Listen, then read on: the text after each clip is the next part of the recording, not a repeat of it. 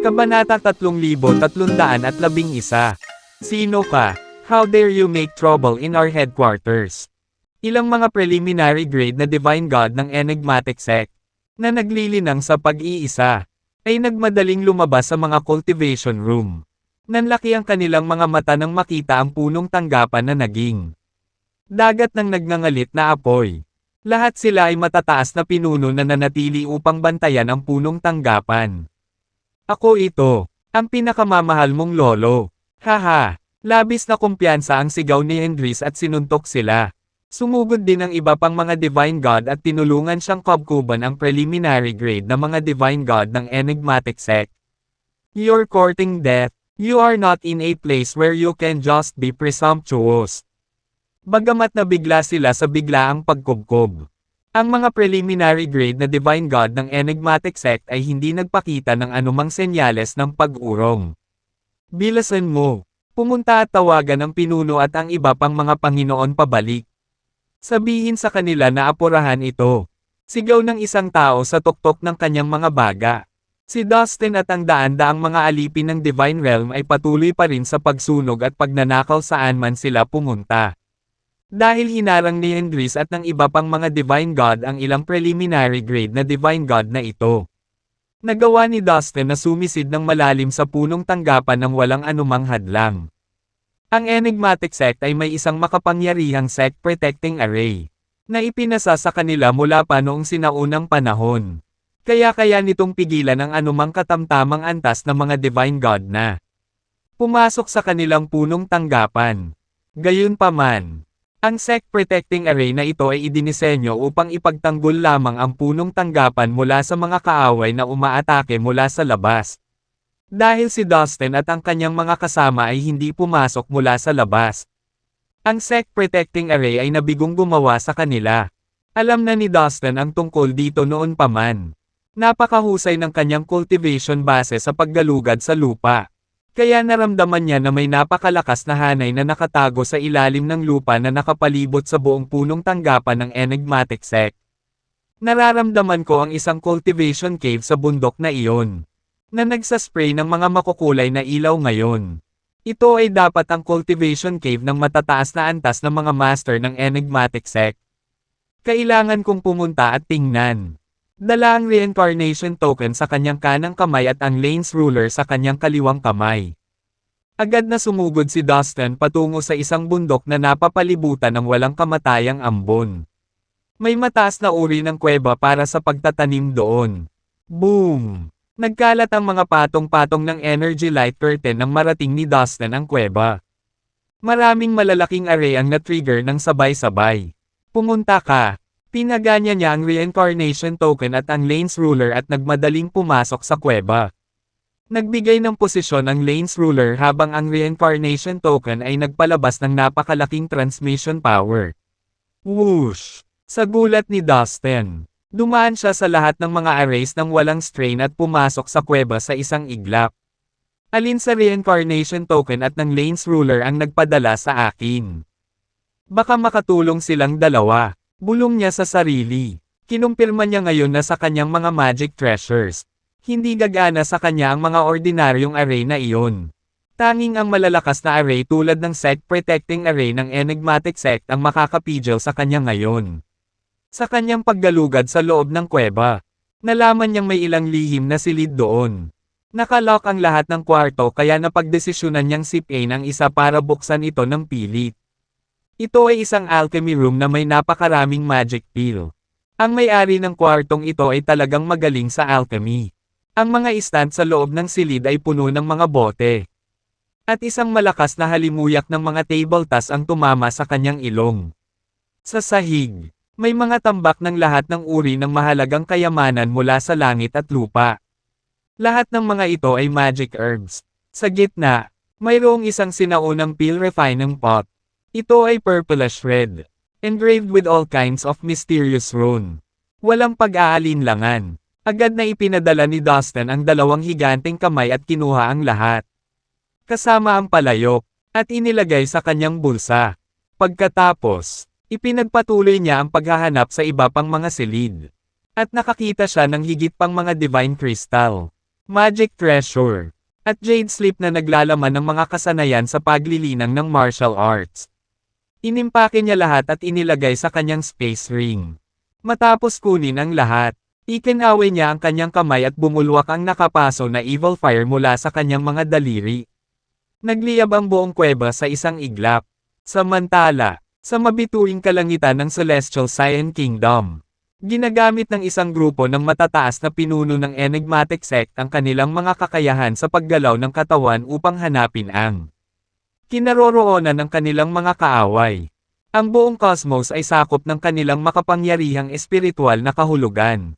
Biglang sumigaw ang matandang may puting buhok. Damn it, may mga umaatake sa headquarters natin. Pagkatapos ay dumaan siya sa kawalan at nagmamadaling bumalik sa punong tanggapan sa pinakamabilis niyang makakaya. Lahat ng iba pang matataas na pinuno, na nakadama rin ng biglaang pagbabago sa kanilang punong tanggapan, ay isa-isang sumunod sa kanya.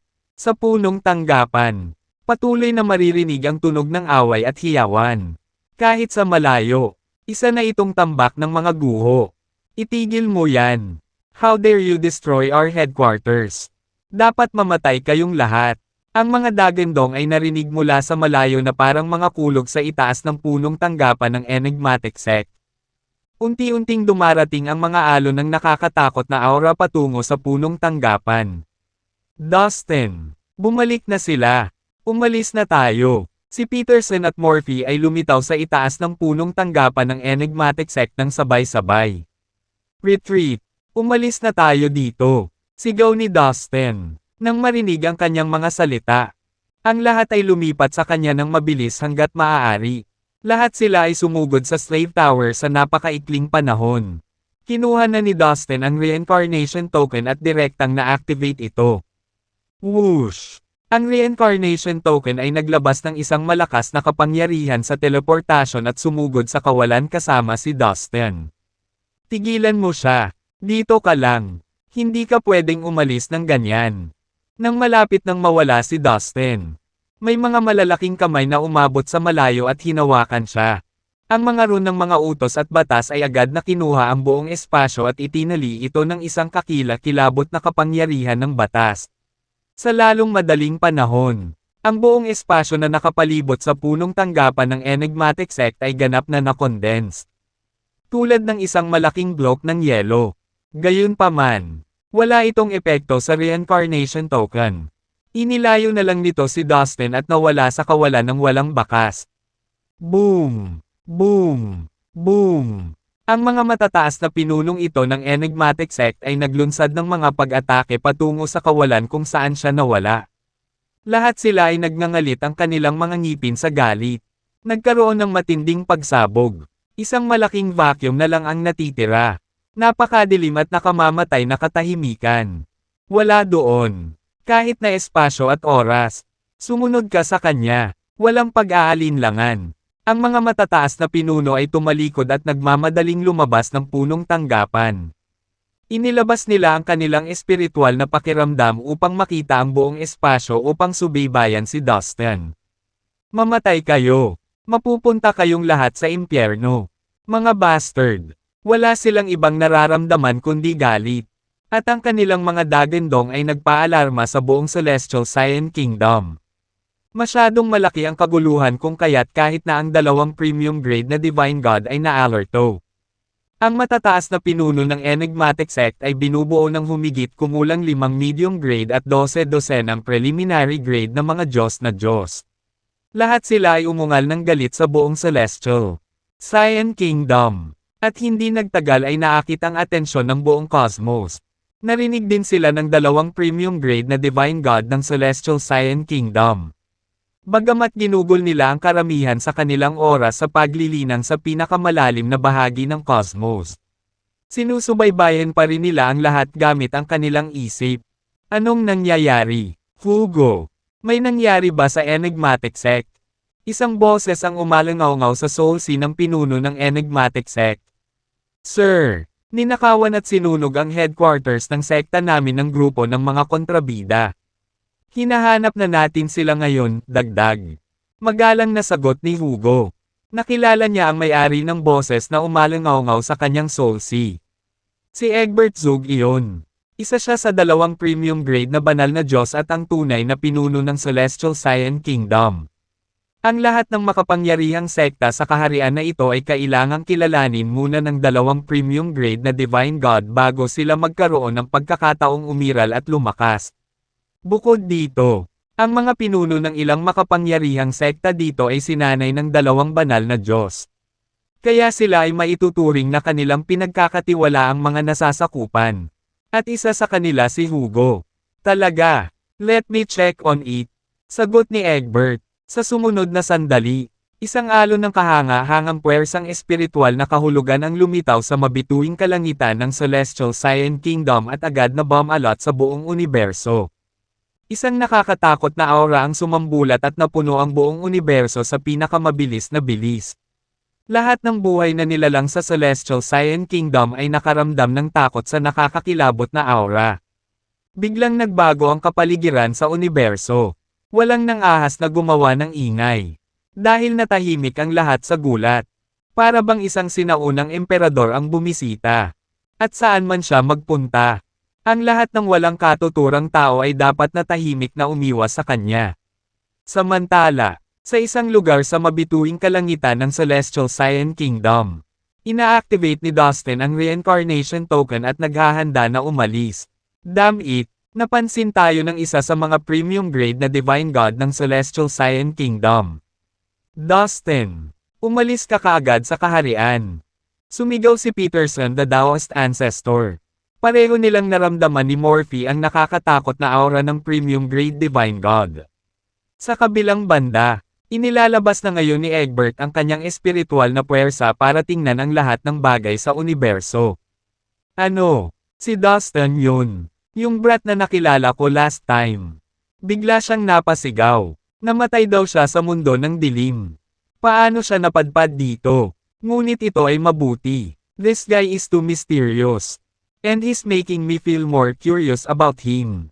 Sa tingin ko ay may kinalaman siya sa sekreto ng pagkamatay ng libo-libong banal na Diyos sa mundo ng kadiliman at sa kinaroroonan ng magulong puno ng mundo. Tumawa siya ng malakas. Si Dustin ay isang taong hinding-hindi niya makakalimutan. Noong huling nagkita sila, ang Celestial Cyan Kingdom ay nagre-recruit ng malaking bilang ng mga kabataang talento mula sa labas ng mundo at nagplanong ipadala sila sa prehistoric relic upang makipag-agawan. Para sa magulong puno ng mundo. Ngunit bago sila umalis, si Dustin ay pinigilan ni Tig. At iniligtas siya ni Egbert sa oras na iyon. Nangako rin siya kay Dustin na kung maibabalik niya ang magulong puno ng mundo. Diretso niyang kukunin si Dustin bilang kanyang personal na alagad. Gayunpaman, hindi niya inaasahan na si Dustin ang magdudulot ng kalituhan sa relic. Gamit ang magulong puno ng mundo, si Dustin ay nakatakas sa mundo ng kadiliman pagkatapos na habulin ng libo-libong mga banal na Diyos, at nawala, dahil sa nangyari. Maraming premium grade na Divine God sa buong Sea of Chaos ang personal na bumaba sa World of Darkness para mag-imbestiga. Ngunit maraming nakakatakot na bagay ang lumitaw at binugbog sila. Maging si Chiffon, na isang premium grade na banal na Diyos ng Marvelous Cosmos, ay namatay doon. Simula noon, kumalat na ang pangalan ni Dustin sa buong Sea of Chaos. Ngayong sa wakas ay natagpuan na ni Egbert si Dustin. Pareho siyang nagulat at natuwa. Egbert, sigurado ka ba dyan? Si Dustin ba talaga ang huling nakilala mo? Gulat na tanong ng isa pang premium grade Divine God ng Celestial Cyan Kingdom. Oo, sigurado ako. I can sense his aura. Napakaraming sikreto talaga ng lalaking ito. Gusto kong pumunta doon at hulihin siya mag-isa. Sagot ni Egbert. Haha, hindi naman sa mga sikreto niya ang pinaka-interesado mo. Di ba? Alam kong may maraming mahalagang kayamanan ang lalaking ito sa kanya. Well, hindi ko naman hahayaan na kunin mo ang lahat. Sabay na tayo, sabi ng isa pang premium grade Divine God sa pagitan ng mga tawa. Sa kalaunan, ang 2 premium grade na banal na Diyos ay umalis sa lihim na espasyo ng magkasama. Samantala, isang malakas na sigaw ang narinig. Sa mabituing kalangitan ng Celestial Cyan Kingdom. Matapos ay activate ang reincarnation token. Si Dustin ay na-teleport ng isang malakas na puwersa ng teleportasyon sa walang bisa at nawala. Sa sandaling iyon, dalawang malabo na figure ang lumitaw sa eksaktong lokasyon kung saan siya umalis. Ang batang ito ay tila may napakataas na antas ng magulong magic treasure na maaaring mag-teleport sa kalawakan.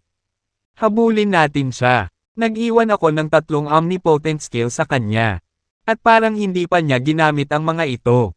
Sa tulong ng 3 omnipotent skills na iyon na nabuo gamit ang sarili kong lakas, mahahanap ko pa rin siya kahit na tumakas siya sa Sea of Chaos. Sabi ni Egbert, hindi sila nakarating ng maaga para maabutin si Dustin. Biglang, isang napakalaking puwersa ang gamulong mula sa malayo. Pagkatapos ay sunod-sunod ding sumugod ang mga galit na figure patungo sa mabituing kalangitan. Sila ang mga matataas na pinuno ng enigmatic sect na hinahabol pa rin si Dustin. Katulad ng 2 premium grade na Divine God. Naramdaman din nila ang kanyang aura. Kaya buong lakas silang sumubsob doon. Mr. Egbert, Mr. Kinsey, bati ni Hugo, ang pinuno ng enigmatic sect. Siya ang unang nakapansin na naroon din ang 2 premium grade na Divine God. Nagulat siya pero natuwa rin siya nang makita sila. Ikinagagalak naming makilala ka, mga Ginoo. Ang iba pang senior na miyembro ng enigmatic sect ay yumukod ng may paggalang sa 2 premium grade na Divine God. Sir, ang aming punong tanggapan ay ninakawan at sinunog ng isang grupo ng mga dayuhang bandido. Ito ay naging mga guho. Kami ay dumanas ng hindi mabilang na mga casualty at malaking pagkalugi. Kabilang sa mga ito ang 2 medium grade na Divine God, 1 dosenang preliminary grade na Divine God, at isang malaking bilang ng mga Divine Realm Masters. Mahigit kalahating araw na namin silang hinahabol. Pero hindi namin sila nahuli. Sabi ni Hugo na medyo nanlulumo. Siguradong nakaka-depress ang nangyari sa kanila. Nasira ang kanilang punong tanggapan. At nawala ang halos lahat ng miyembro nila. Bukod dito, kanina pa nila hinahanap ang mga salarin. Ngunit nabigo silang mahuli. Sa tuwing naiisip niya iyon, labis siyang naagrabyado at napahiya. Ang tigang sanhi ng buong sitwasyong ito. Tama ba? Paglilinaw ni Egbert. Eksakto. Tungkol ito kay Tig. Si Peterson, isang medium grade na banal na Diyos mula sa labas ng mundo, ay may sama ng loob sa Elder Tig ng ating sekta. Kasalanan lahat ito ni Peterson. Mapait na dumura ang pinuno ng enigmatic sect. Got it? You can leave the rest to the 2 of us. You can go back to the headquarters and clear up. Don't worry about it. Ipaghihiganti ko ang iyong enigmatic sect. Paniniguro ni Egbert. Kung nangako si Master Egbert, gagawin namin ang sinabi mo. Bagamat may mga pag-aalinlangan na lumitaw sa isipan ng pinuno ng enigmatic sect, hindi siya maglalakas loob na tanungin ang utos ni Egbert. Kaya dali-dali siyang pumayag. Pagkaraan ng ilang sandali, ang 2 premium grade na Divine God ng Celestial Cyan Kingdom ay sabay na nawala. Sir, mabilis na pinalibutan ng lahat ng matatandang miyembro ng enigmatic sect ang kanilang pinuno. Si Master Egbert at Master Kinsey ay nanirahan sa hiwalay sa loob ng napakaraming taon at bihirang pakialam sa mga nangyayari sa paligid. Hindi ba ito masyadong kakaiba? Logically speaking, makikialam lang sila kung makakaapekto ang sitwasyon sa mismong buhay at kamatayan ng buong cosmos. Para sa kanilang dalawa, ang mga isyu ng aming sekta ay halos wala. Gayunpaman, dumating silang dalawa para ipaghiganti ang ating enigmatic sect ng personal. Ano kaya ang totoong dahilan nila? Tanong ng isang matandang may puting buhok. Tiyak na may kinalaman ito sa batang Dustin na iyon. Tahimik na nagmumuni-muni ang isa pang matanda. Alam ng lahat ng matatandang miyembro ng enigmatic sect ang tungkol kay Dustin. Ang sabi ng alingawngaw ay natagpuan ng Dustin na ito ang magulong puno ng mundo sa sinaunang relic. Pinangunahan pa niya ang libo-libong banal na Diyos sa kanilang pagkamatay sa mundo ng kadiliman. Dahil kay Dustin kaya lumabas sina Master Egbert at Master Kinsey. Isang mainit na talakayan ang sumiklab sa pagitan ng karamihan sa mga nakatataas na miyembro ng sekta. Itigil mo yan. Dapat ay may kani-kanyang dahilan sina Master Egbert at Master Kinsey. At mas mabuti kung hindi natin basta-basta itatapon ang ating mga opinyon. Kung hindi natin magustuhan ang dalawang Panginoon, magiging malaking problema ito. Mabilis silang pinatahimik ng kanilang pinuno. Tama ka, bumakas ang takot sa lahat ng senior members. Walang alinlangan na ang dalawang premium grade na banal na Diyos ay ang mga ganap na pinuno ng Celestial Cyan Kingdom. Walang nang-ahas na pukawin ang dalawang nakatataas na nilalang na kumokontrol sa buong cosmos. Let's go! Balik muna tayo sa headquarters. Gamit ang isang kaway ng kanyang kamay, pinangunahan ng pinuno ng Enigmatic Sect ang grupo ng mga senior member pabalik sa kanilang headquarters. Kasabay nito, ang isang airship ay kumikilos sa pinakamataas na bilis nito sa Sea of Chaos. Sa labas lamang ng Celestial Cyan Kingdom. Hindi talaga maganda ang sitwasyon ngayon. Parehong hindi inaasahang napansin kami ng dalawang premium grade na Divine God ng Celestial Cyan Kingdom. Kapag naghabol sila, halos imposible na silang makatakas. Sinalot ng pag-aalala si Peterson ang Daoist Ancestor habang napuno siya ng matinding pakiramdam ng kamalian. Sana hindi na sila maabutin. Isang pagsimangot din ang sumisira sa ekspresyon ni Master Morphy. Maging ang iba pang preliminary grade na Divine Gods.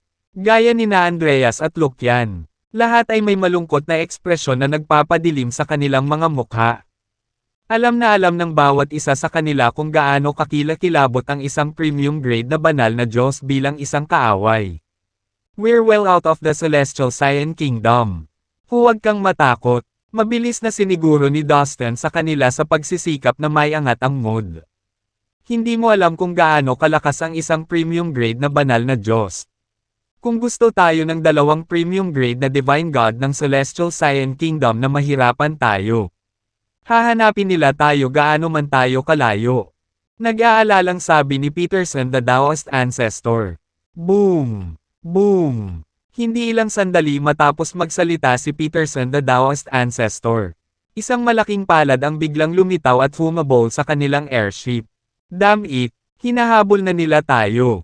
Mabilis na nagbago ang ekspresyon ni Peterson.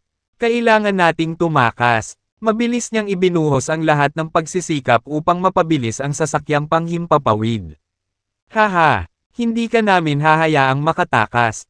Isang boses mula sa malayo at malinaw na umalangaw-ngaw sa pandinig ng lahat. Ilang sandali pa, ang higanteng kamay sa likod nila ay mahigpit na nakakuyom sa hangin. Daan-daang milyong milya ang biglang napigilan ng isang hindi nakikitang puwersa at ang lahat ay tumigil sa kanilang mga landas. Maging ang kanilang airship ay hindi napigilan at nagyelo sa hangin at hindi gumagalaw kahit isang pulgada kahit anong pilit nila. Damn it, this space is confined. Ang ekspresyon ng lahat ay lubhang napalitan ng ganap na takot. Haha, hindi ba sinabi ko noong nakaraan na taos puso kitang pinahahalagahan? Kung maibabalik mo sa akin ang magulong puno ng mundo, kukunin kita bilang huling alagad ko. Dahil nagawa mong bumalik, bakit hindi mo ako pinuntahan? Isang umaalingaw-ngaw na boses ang pumuno sa bawat siwang ng airship. Walang duda na ang boses ay kay Egbert. Isa sa dalawang premium grade na Divine God ng Celestial Cyan Kingdom. Sir, dahil wala na akong kakayahan na ibalik ang magulong puno ng mundo. Hindi na ako nagkaroon ng lakas ng loob na makita ka. Parang pipe dream lang ang pagiging alagad mo. Dapat tayong magpaalam ngayon. Mabilis na sagot ni Dustin. Haha, ang lakas ng loob mong magsinungaling pa sa akin. Either you know where the chaotic world tree is or it already with you. Huminto sa pagtakbo. Kailangan nating magkaroon ng taos-pusong pakikipag-usap sa puso. Nakangiting sabi ni Egbert. Na sinasabi sa bawat bit ang mabait na Diyos. Gayunpaman, alam ni Dustin na kapag nahulog siya sa mga kamay ni Egbert, wala nang babalikan. Sana gumana ang reincarnation token sa pagkakataong ito. Imbes na sumagot, dali-daling hinugot ni Dustin ang reincarnation token at mabilis itong inactivate. Lahat kayo, pumasok kayo sa loob ng Spatial Magic Treasure ko. Nagpadala ng mensahe si Dustin sa lahat ng nasa airship. Ang lahat ay mabilis na sumugod sa Slave Tower bilang isa. Nang nasa loob na sila, Lahat sila ay nakarinig ng nakakabinging pagsabog. Boom! Sa isang kisap mata, mabilis na nahawakan ng higanting kamay na nakaunat mula sa malayo ang airship sa palad nito. Pagkaraan ng ilang sandali, dalawang malabong figure mula sa malayo ang nagsimulang lumapit. Ito ang dalawang premium grade na Divine God ng Celestial Cyan Kingdom. Ang reincarnation token ay ganap na na-activate sa airship. At isang malakas na kapangyarihan ng teleportasyon ay biglang bumalangkas at bumalot sa paligid ng Dustin. Ano? Iyan ay isang kamangha-manghang kapangyarihan ng teleportasyon. Baka sa mukha ni Egbert ang pagkagulat nang makaramdam siya ng kakaiba. Ang dambuhalang kamay niya ang mahigpit na nakahawak sa airship. Nang pumutok ang teleportation power mula sa airship, naramdaman niya agad ito. Humph! Nasa kamay mo na ako at sa tingin mo makakatakbo ka pa. Hindi napigilan ni Egbert na mapaungol ng malamig. Mas hinigpitin niya ang pagkayem ng kanyang higanting kamay. At ang kapangyarihan ng batas ay naging walang katapusang chain of order na umiikot sa ibabaw ng airship. Libo-libong kadena ang makapal na nakabalot sa kabuuan ng airship. Maaaring harangan ng mga kadena na ito kahit ang walang laman at pigilan ang mga tao na dumaan. Parami ng parami ang kapangyarihan ng teleportasyon na nagmula sa reincarnation token sa loob ng airship habang nagsimula itong patuloy na nanginginig at nagbubuzz. Sa labas ng airship, isang napakalaking kapangyarihan ng batas ang patuloy na umaakyat sa airship tulad ng walang katapusang unos na alon. Sinusubukan ng kapangyarihan ng batas na hadlangan ang kapangyarihan ng reincarnation token. Talaga! Kahit na ang reincarnation token ay hindi ako kayang alisin sa pagkakataong ito. Hindi ito maganda. Kumakabog ang puso ni Dustin sa kanyang dibdib. Maya-maya, biglang may narealize si Dustin.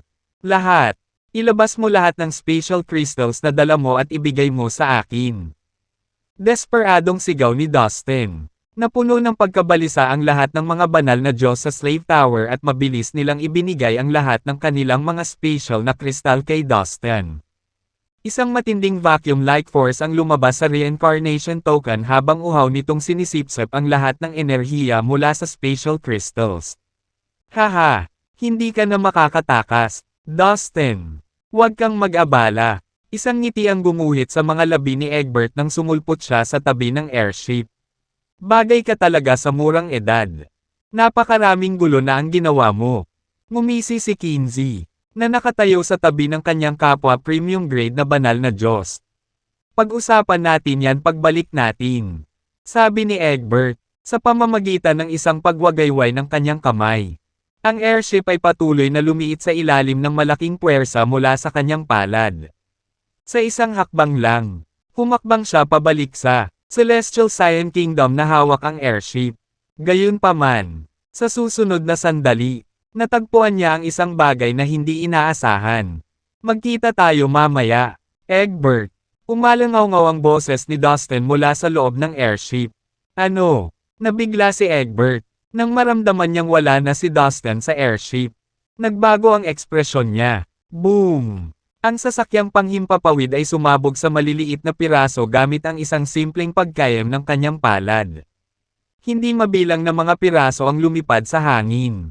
Gayunpaman, walang kaluluwa ang nanatili sa airship. That brat, sumunod ka sa kanya, nang hindi nag-aksaya ng oras. Naging kidlat si Egbert at sumugod sa Sea of Chaos na parang nagliliyab na shooting star. Mabilis na sumunod sa kanya ang isa pang premium grade na banal na Diyos. Matibay ang paniniwala nilang dalawa na may dala-dalang magagandang kayamanan si Dustin. Kasama na ang magulong puno ng daigdig, na kanilang inasam. Gagawin nila ang lahat para lang mahuli siya. Samantala, sa di kalayuan, isang sasakyang panghimpapawid ang gumagalaw ng buong bilis. Sa loob, si Dustin at ang iba pa ay nakahinga ng maluwag pagkatapos makatakas sa isang mapanganib na sandali. Malapit na iyon. Iniisip kung ano ang nangyari. Naramdaman pa rin ni Dustin ang isang matagal na takot na gumagapang sa ilalim ng kanyang balat. Hindi niya maiwasang aminin na ang isang premium grade na banal na Diyos ay nasa ibang antas ng nakakatakot. I really hope that we can escape from this. It's no laughing matter to provoke two premium grade divine gods. Worst comes to worst. We're really doomed this time. Peterson blurted na may seryosong tingin sa kanyang mukha. Natural. Bakas din sa mukha ng iba ang pag-aalala. Biglang may nag-alerto sa kanila na nagpatayo sa kanila. Bang! Isang napakalaking alon ng napakalaking enerhiya ang bumaha patungo sa airship na parang isang malawak na karagatan. Sa likod nila, dalawang figure ang nagmamadaling humahabol sa kanilang airship sa napakabilis na bilis. O tae, naabutan na naman nila tayo. Napaka-persistent ng mga lalaking ito. Lahat ng tao sa airship ay nanginginig na nakakabaliw. Dustin, tahimik kang sumuko. Hindi ka naman makakatakas eh. Pinapayuhan ko na makipagtulungan ka sa amin at ibigay ang mga bagay na gusto namin.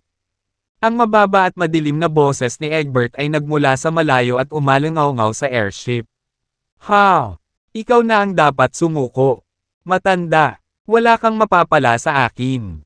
Sigaw pabalik ni Dustin. Si Peterson ay desperadong kinokontrol at mananiebra ang airship habang sinusubukan niyang makatakas mula sa mga humahabol sa kanila.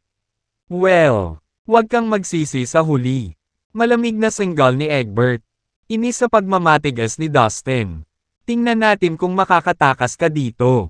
Naikuyom niya ang kanyang kamao at sinuntok ito sa espasyo patungo sa airship ni Dustin. Whoosh!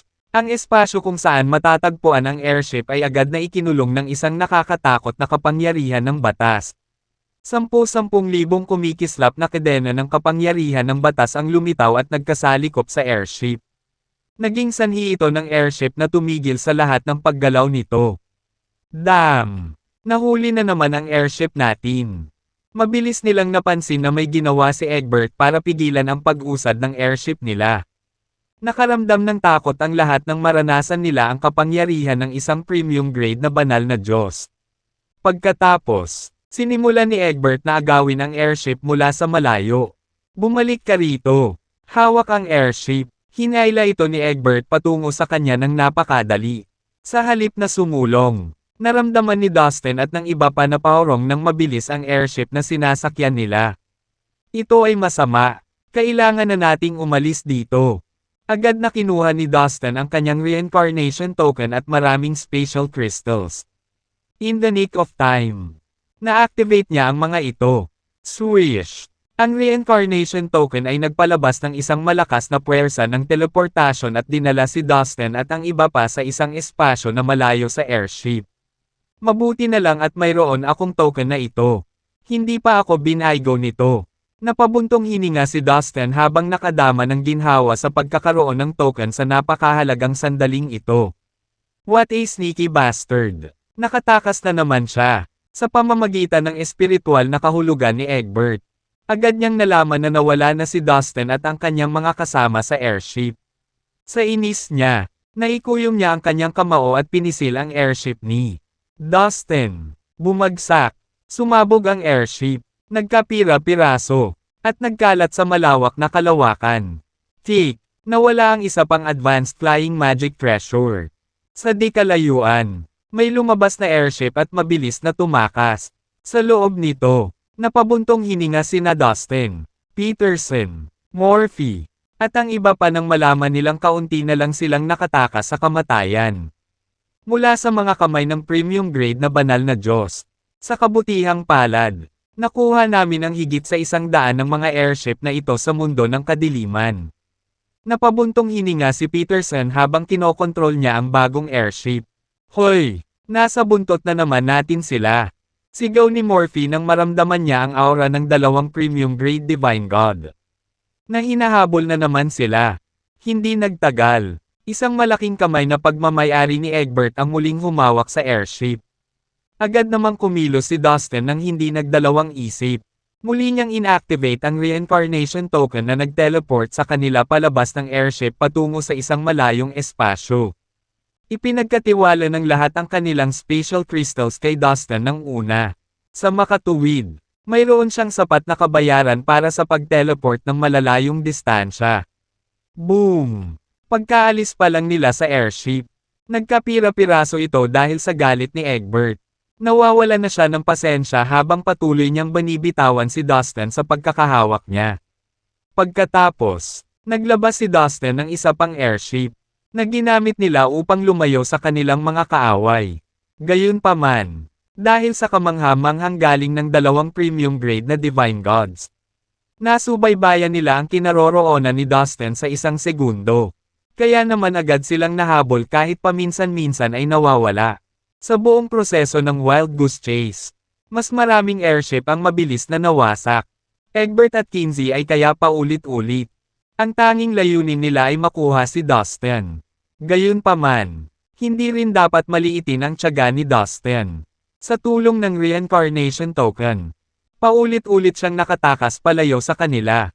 Maya-maya, lumipas na ang isang araw. Si Dustin at ang iba ay nasa bagong airship muli. This is getting ridiculous. Mahigit 50 airships na ang nawala sa atin. Masakit na napaungol si Peterson.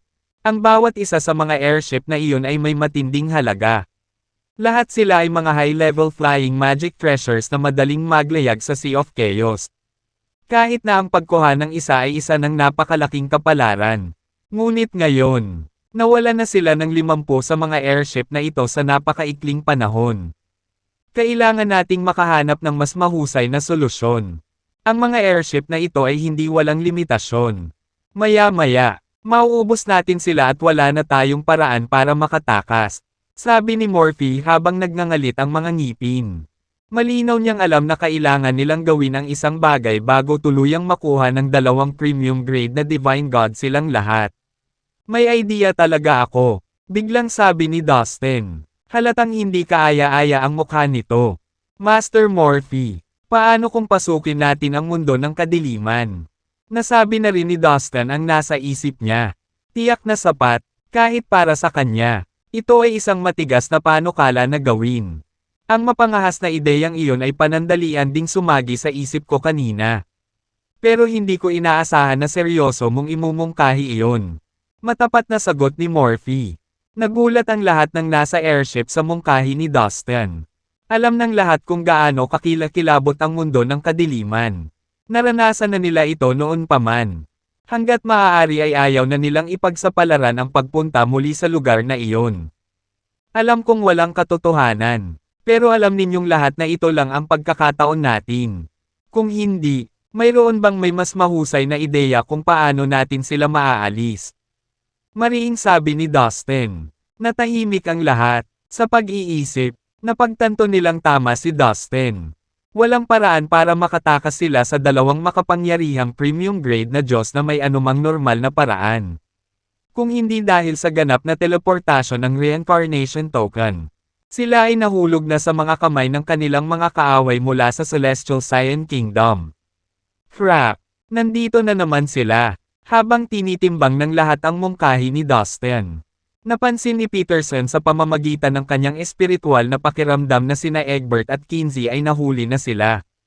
Nang walang pag-aalinlangan, muling inactivate ni Dustin ang reincarnation token at ini-teleport ang lahat palayo sa locus yung iyon. Sa sumunod na sandali, isang nakakabinging pagsabog ang narinig. Ang higanteng kamay ng Egbert ay muling durog sa kanilang airship. Isa pang airship ang lumabas sa di kalayuan. Dala sina Dustin at ang iba pa. Sa mahalagang sandali na ito, kinumbinsi sila ni Dustin muli sa kanyang plano. Nauubusan na tayo ng oras. We have to make the decision right now. Mariing udyok niya sa kanila. Okay then. We don't have any other choice. Sa wakas ay sumang-ayon sina Peterson at Morphe. Nagdesisyon na rin ang ibang kasama ni Dustin at pumayag din. Sa likod ng kanilang isipan, alam nila na mas mabuti pa ring ipagsapalaran ang pagpunta sa mundo ng kadiliman kaysa mahuli ng hindi maiiwasan ng dalawang Diyos na may mataas na grado. Ang mundo ng kadiliman ay nagtataglay ng ibang uri ng kakilakilabot. Ngunit hindi bababasa. Alam nila na maaaring mayroong isang kislap ng pag-asa. Pagkatapos ng lahat, sa huling pagkakataon na pumasok sila dito, nagawa ni Dustin na ilabas sila doon ng ligtas. Ngayon, mayroong isang kasabihan na umiikot sa dagat ng chaos na nagsasabi na kung mas malakas ang isang tao, mas mapanganib para sa kanya na mapunta sa mundo ng kadiliman. At ang mga mahihinang nilalang ay hindi malalagay sa malaking panganib kung sila ay pumasok doon. Dustin, Umaasa talaga ako na mailalabas mo pa rin kami sa lugar na iyon ng ligtas sa pagkakataong ito. Sabi ni Peterson na may mahinang ngiti. Huwag kang mag-alala. Kailan niya tayo binaygo? Sumama si Hare. Tiwala sa kakayahan ni Dustin. Napatingin din yung iba kay Dustin with expectant eyes. Wala silang ibang pagpipilian kundi ipagkatiwala sa kanya ang buong buhay nila. Isang araw na naman ang lumipas. Sa wakas, nasa unahan natin ang mundo ng kadiliman. Nag-aapoy ang mga mata ni Dustin sa determinasyon. Sa di kalayuan, ang walang katapusang kadiliman ay nakatitig sa kanya. Ito ay isang malawak na bangin na nakaharang sa kanilang daan. Malapit na nila tayong maabyutin. Buong bilis sa unahan. Utos agad ni Dustin. Nagngangalit ang kanyang mga ngipin. Kinokontrol ni Peterson ang airship at direktang bumulusok sa mundo ng kadiliman. Seryoso, sumugod lang ba sila sa mundo ng kadiliman? Sa likod nila, biglang huminto ang dalawang makapangyarihang figure. May halong pagtataka at galit sa kanilang mga mukha nang mawala sa dilim ang airship ni Dustin. Hindi ako makapaniwalang naglakas loob siyang tumakas sa mundo ng kadiliman. Galit na sigaw ni Egbert. Bilang isang premium grade na banal na Diyos. Nadismaya siya dahil sa hindi niya paghuli sa isang binata. Buong araw silang naglalaro ng pusa at daga. Sa huling pagkakataon na pinasok ng libo-libong banal na Diyos ang mundo ng kadiliman dahil hinahabol nila si Dustin. Marami sa kanila ang misteryosong nawala. I guess most of them must have died. While that brat Dustin is still alive. May kakaibang nangyayari sa ilalim ng aming mga ilong. Kinsey speculated. Marami siyang tinatagong sikreto. Sabi ni Egbert na may galit sa tono.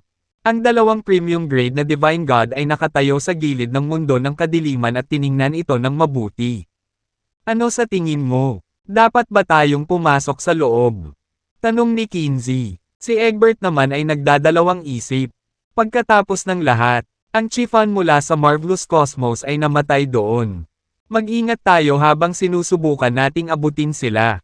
Hanggat hindi tayo lumalalim sa pangunahing lugar ng mundo ng kadiliman. Magiging okay tayo, sabi ni Egbert habang nagngangalit ang mga ngipin matapos mag-isip sandali. Lalong nadidismaya siya dahil hindi niya naabutan si Dustin. Sa kanyang mga mata, si Dustin ay isang ordinaryong cultivator lamang sa Divine Realm. Nagulat siya na ang gayong tao ay walang lakas ng loob na pumasok sa mundo ng kadiliman. Bilang isang premium grade na banal na Diyos, hindi siya maaaring umatras. Sige. Pero mag-iingat tayo. Kapag may nakita tayong mali, lalabas tayo agad. Tumango si Kinsey at tuluyang pumayag na pumasok sa mundo ng kadiliman. Kaya, ang dalawang premium grade na banal na Diyos ay maingat na tumuntong sa mundo ng kadiliman. Stay cautious. Subukan nating maging low profile. Pinaalalahanan nila ang isa't isa. Mas alam nilang dalawa kaysa ilabas ang kanilang mga aura ng walang ingat. Nahanap ko na siya. Tere na at kunin natin siya. Hindi nagtagal pagkatapos nilang pumasok sa mundo ng kadiliman. Naramdaman ni Egbert ang lokasyon ni Dustin. Sa oras na iyon, si Dustin ay bahagyang tumatahak sa mundo ng dilim. Sa kabilang banda, ang iba ay naghanap na ng kanlungan sa loob ng Slave Tower. Hawak ni Dustin ang reincarnation token sa kanyang kamay. Noong nakaraan, sa mundo ng kadiliman, siya ay nilamon ng isang malaking kalaliman. Nakalaunan ay naging bunganga ng isang napakalaking nakakakilabot na mukha. Sa sandaling iyon, ang malaking mukha ay tila nakilala ang reincarnation token. Kaya, dahil sa token, nagpa siya itong iligtas ang buhay ni Dustin. Kung hindi iyon mangyayari, ang kanyang espiritual na kaluluwa ay lalamunan tulad ng sa libo-libong banal na mga Diyos. Kaya naisip niya na ang reincarnation token na hindi niya sinasadyang nakuha ay dapat na pambihira. Dahil kinilala ng mga nakakatakot na nilalang at anino sa mundo ng kadiliman ang reincarnation token. Naniwala si Dustin na maaaring ito ang kanyang maswerteng alindog na magpapanatiling ligtas sa kanyang buong pananatili. Dahil doon, naglakas loob siyang pumasok muli sa mundo ng kadiliman. Bukod dito, ang kanyang bagong pinong espiritual na kahulugan ay maaaring magbigay daan sa kanya na mag-scan sa isang mas malaking bahagi ng mundo ng kadiliman. Damn it, Sinusundan nila tayo. Agad na binalaan ni na Morphe at Peterson si Dustin. Naramdaman nila ang dalawang spine-chilling aura ng dalawang premium-grade Divine God na tahimik na papalapit kay Dustin. Nakakainis talaga itong dalawang matandang aso. Nakatago na ako sa mundo ng kadiliman. Pero nagawa pa rin nila akong buntot.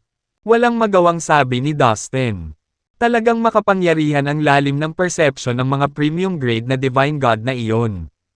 Tumpak nilang matutukoy ang posisyon ni Dustin sa World of Darkness.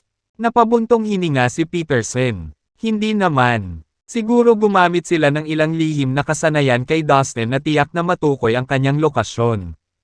Hula ni Morphe. Posible iyon. Sagot ni Peterson. Well, may naalala ako. Minsang nag-inject ng 3 omnipotent skill si Egbert sa katawan ko. Sinabi niya sa akin na maaari nilang tulungan akong labanan ang isang kaaway kung sakaling nasa panganib ako.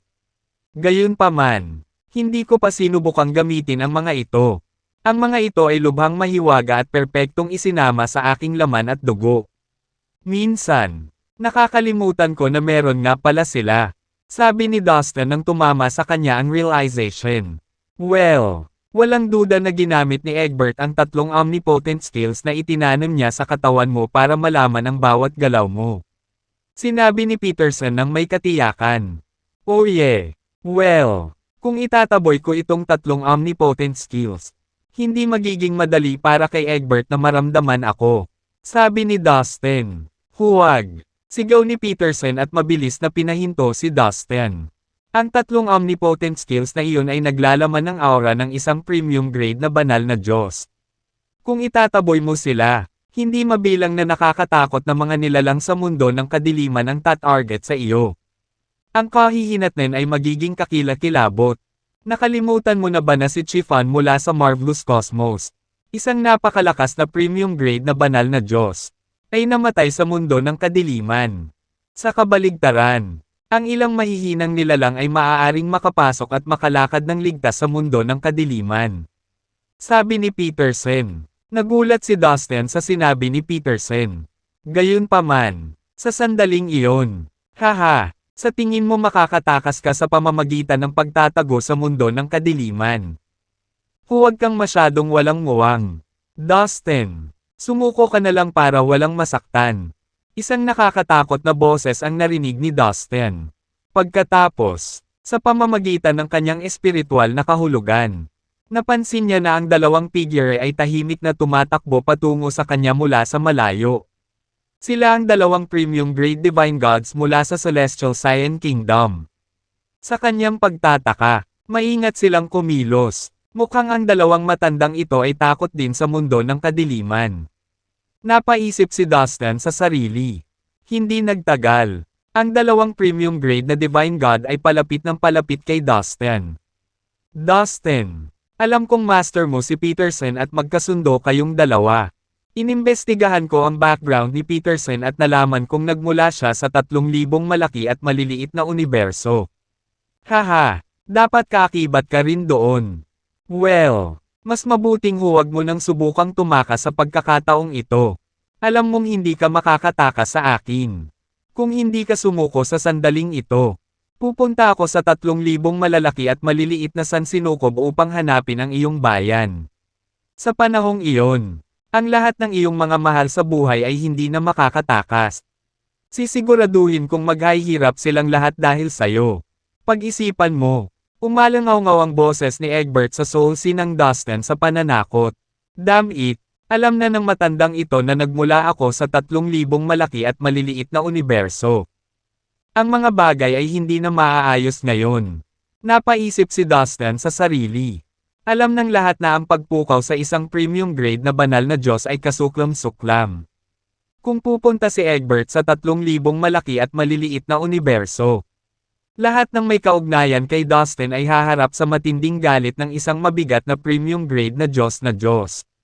Sa makatuwid, pagkatapos marinig ang sinabi ni Egbert, si Dustin ay nalilito kung ano ang gagawin. Ang mga taong pinapahalagahan niya ang kanyang pinakamalaking kahinaan. Sa partikular na sandaling ito, ang dalawang premium grade na Divine God ay palapit ng palapit kay Dustin. Sa lalong madaling panahon, sila ay nasa kanya. Matapos marinig ni Dustin ang sinabi ni Egbert, ang kanyang mga mata ay naging kakaibang lilam ng lamig. May bakas ng panganib sa kanila. Dustin, bilasan mo na umalis ka na. Malapit na silang maabutin. Hinikayat siya ni Peterson. Gayunpaman, tumayo si Dustin. Anong ginagawa mo? Parehong nagulat sina Peterson at Morphy. Sinichita nila ang lalaki dahil sa tahasang inilagay ang sarili sa kapahamakan. Tuturuan ko ng leksyon ang dalawang matandang ito. Sagot ni Dustin. Hindi mo sila mapapantayan. Paano mo pinaplano na talunin sila sa iyong kasalukuyang lakas? Kapag naabutan ka nila, papatayin ka nila. Babala ni Morphy. Maaaring totoo iyon sa labas. Ngunit ito ang mundo ng kadiliman. Tumayo si Dustin at hinintay ang pagdating ng dalawang magsasaka. Haha, Dustin. Hindi ka makakatakas ngayon. Ito ang mundo ng kadiliman. Kahit na halos hindi na namin maramdaman ang paligid. Para sa iyo, ikaw ay isang Divine Realm Cultivator lamang. Bagaman, kailangan kitang purihin sa pagiging matapang matapang na pumasok dito. Sa wakas ay naabutan siya ng dalawang premium grade na Divine God. At ninisyon siya ni Egbert. Sa madilim, nakamamatay, at tahimik na kapaligiran. Hakbang-hakbang silang naglakad patungo sa Dustin. Ang huli ay ganap na nakatayo. Mukhang kalmado at hindi nagsasalita. Brat, hindi ka na makakatakas this time. Kinsey told Dustin with a masasamang ngiti. Buong araw mo na akong hinahabol. Dapat enjoy ka sa pamamaril, di ba? Ngunit malapit mo nang matugunan ang iyong kapahamakan. Sabi ni Dustin. Ano? Anong ibig mong sabihin? Kilalanin ang ating kapahamakan sa kaninong kamay. Ikaw lamang. Kaya kitang durugan ng daan-daang beses nang hindi man lang ginagalaw ang mga daliri ko. Halika dito.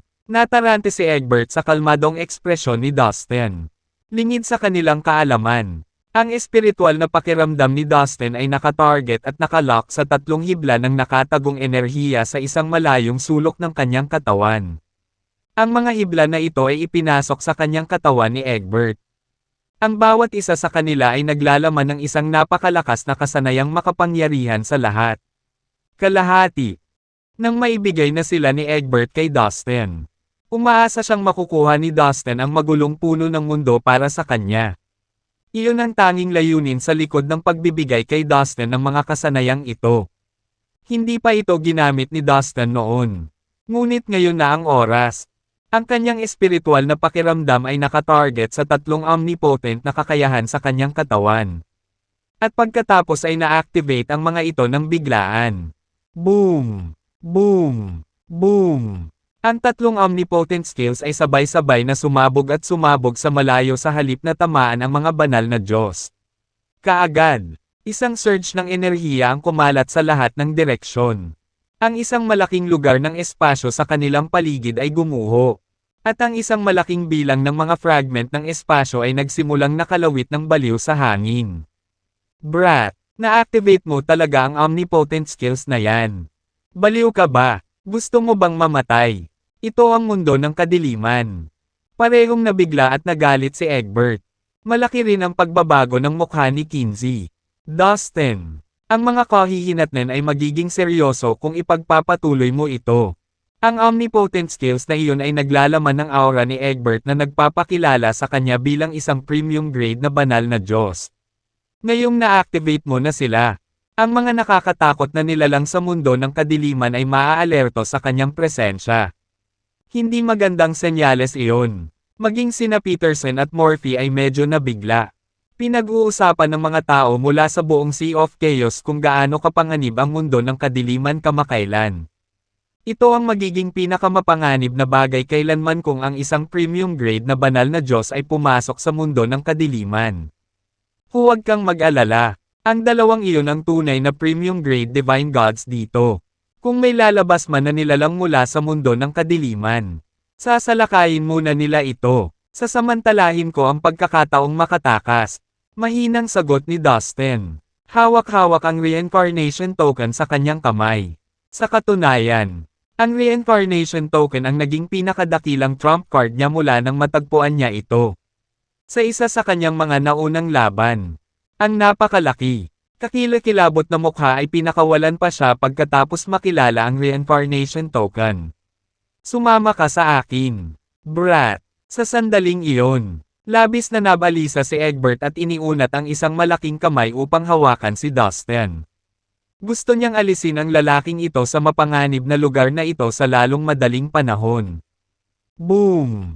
Boom! Boom! Agad na ikinulong ng malaking kamay ni Egbert si Dustin sa kinatatayuan niya. Napag-alaman ng huli na hindi siya makagalaw. Ang walang katapusang mga fragment ng batas ng kaayusan ay nagsimulang umikot sa paligid ng Dustin na parang alitaptap at tinatakan siya. Nakaharap sa isang premium grade na banal na Diyos. Si Dustin ay madaling mahina tulad ng isang langgam at walang lakas na makipaglaban. Malapit na siyang mapayakap sa mga kamay ni Egbert. Sa isang iglap, pumalakpak, pumalakpak. Ang malalim na tunog ng mga paa ng kabayo ay nagsimulang dumating mula sa lahat ng direksyon. May kakaibang ritmo ito, at bahagyang naapektuhan nito ang paghinga at tibok ng puso ng lahat. Ang bawat tunog ay umalangaw-ngaw sa puso ng bawat isa. Sa madilim at nakamamatay na katahimikan ng mundo ng kadiliman. Kakaiba ang tunog ng mga kuko ng kabayong ito. Ang susunod na sandali, whoosh! Isang itim na sibat ang sumugod mula sa malayo. Boom! Boom! Boom!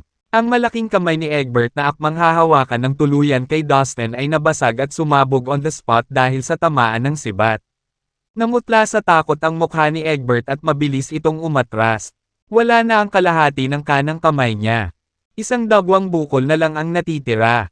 Pagkatapos, isang matangkad na itim na kabayong pandigma ang lumitaw sa paningin ng lahat. Kahit papaano, nasa lahat siya. Nakasakay sa kabayo ang isang lalaking nakasuot ng itim na baluti na may mahabang sibat sa kanyang kamay. Ang kakaiba ay ang lalaki ay walang ulo. Swish! Swish! Malamig na tinitigan ng walang ulo sina Egbert at Kinsey kahit walang aktwal na mga mata. Sino po kayo, sir? Tanong ni Egbert sa nanginginig na boses. Sinusubukang ipunan ng anumang katatagan na mayroon siya. Bagamat ang lalaking walang ulo ay hindi naglalabas ng anumang aura. Lahat ay nakadarama ng isang uri ng hindi nakikitang presyon na nagmumula sa kanya. Hindi pinansin ng lalaking walang ulo ang tanong ni Egbert at tahimik na nakatingin sa kanila. Lalong naging kakaiba at nakaka-depress ang atmosphere. Tara na, si Egbert at Kinsey ay nanginginig sa takot. Ayaw na nilang manatili pa rito. Tumalikod na sila at nagsimulang tumakbo palayo. Bilang mga premium grade na Divine God. Napakabilis ng kanilang bilis, lalo na ng buong lakas silang tumakbo. Sa isang iglap, nawala na sila. Napaungol ang itim na kabayong inuupuan ng walang ulo. Nagsimula itong humabol sa direksyon kung saan tumakas ang dalawang premium grade na Divine God. Sa simula pa lang hanggang sa huli, hindi pinansin ng lalaking walang ulo si Dustin. Isang mahabang buntong hininga ang pinakawala ni Dustin. Matapos tuluyang mawala ang lalaking walang ulo. Dustin, masyadong delikado ang ginawa mo kanina. Mapalad na ang mga bagay ay hindi napunta sa timog. Nakahinga rin ng maluwag sina Peterson at Morphy. Pinatamaan na sila ng lalaking walang ulo ngayon. Malubhang masasaktan sila ngayon, kung hindi pa sila mamamatay noon. Nakangiting sabi ni Peterson. Nararapat sa kanila ito. Ganon din ang pakiramdam ni Dustin. Sa sandaling iyon. Teka, tignan mo. Parang may figure sa direksyong iyon. Hindi ko alam kung gaano katagal itong nakatayo doon. Nakatingin ito sa amin at hindi kumikibo. Sabi ni Morphy sa tonong naguguluhan. Kaagad, sinubukan ni Dustin na maramdaman ang direksyon na itinuturo ni Morphy. Inilabas din ni Peterson ang kanyang espiritual na pakiramdam upang makita kung ano ang nangyayari. Madaling naramdaman ni Dustin ang sitwasyon sa mundo ng kadiliman.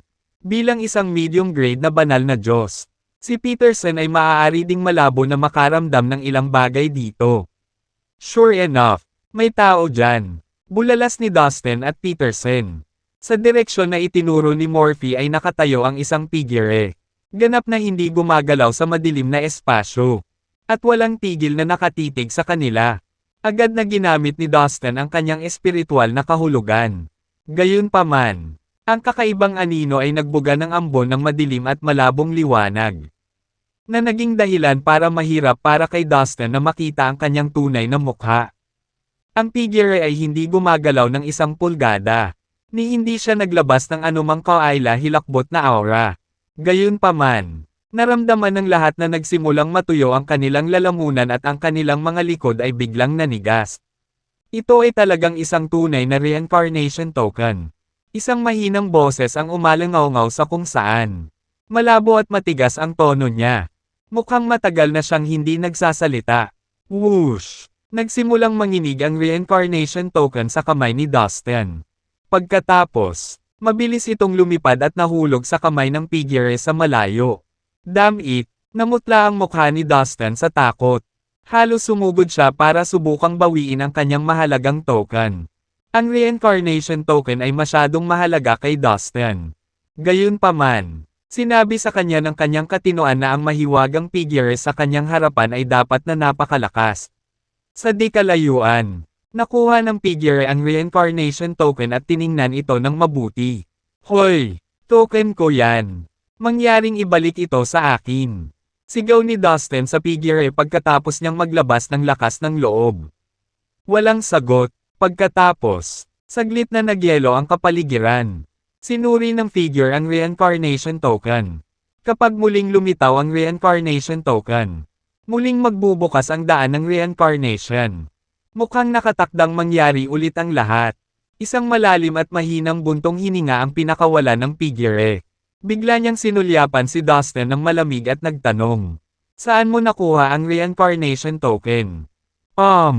Saan ko nakuha? Natigilan si Dustin at hindi alam ang isasagot.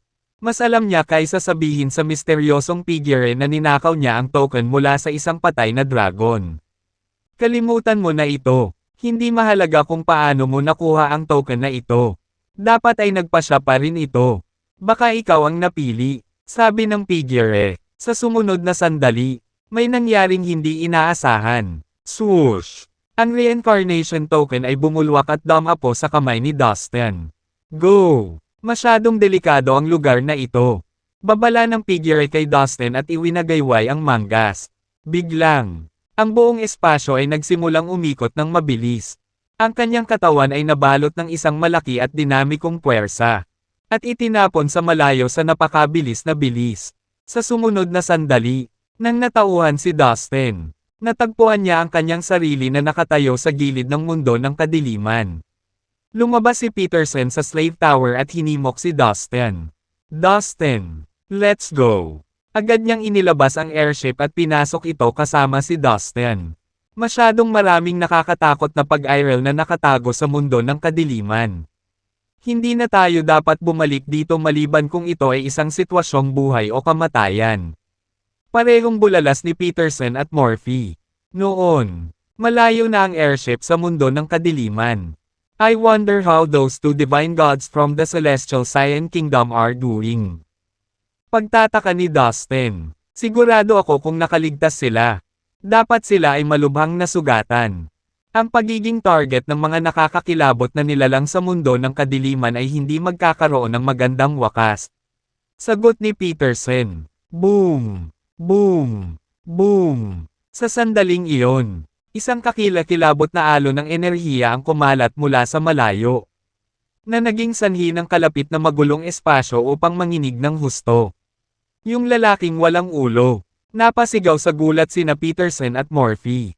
Sa malayong kawalan, isang higanting sibat ang tumawid sa kalangitan at direktang tumama sa isang matandang lalaki. Sigaw ng matanda. Whoosh! Ang matalas na sibat ay nagbuga ng malamig at nakasisilaw na liwanag. Sa isang iglap, tumagos ito sa katawan ng matanda at binuhat siya. Whoosh! Ang espiritual na kaluluwa ng matanda ay agad na lumabas sa kanyang ulo at tumakas sa malayo sa sandaling tumagos ang kanyang katawan. Tila alam niyang hindi makakatakas ang katawan niya kaya tinalikuran niya ang katawan at tumakbo palayo. Boom! Kinuha ng itim na sibat ang katawan ng matanda at hinabol ang kanyang espiritual na kaluluwa na may mamamatay na kalooban. Humph! Hindi mo ako matatalo ng ganoon lang. Kahit na may immortal kang katawan. Hindi ako natatakot sa iyo. Kailangan mo muna akong mahuli para patayin ako. Umuungal ang espiritual na kaluluwa ng matanda. Bang!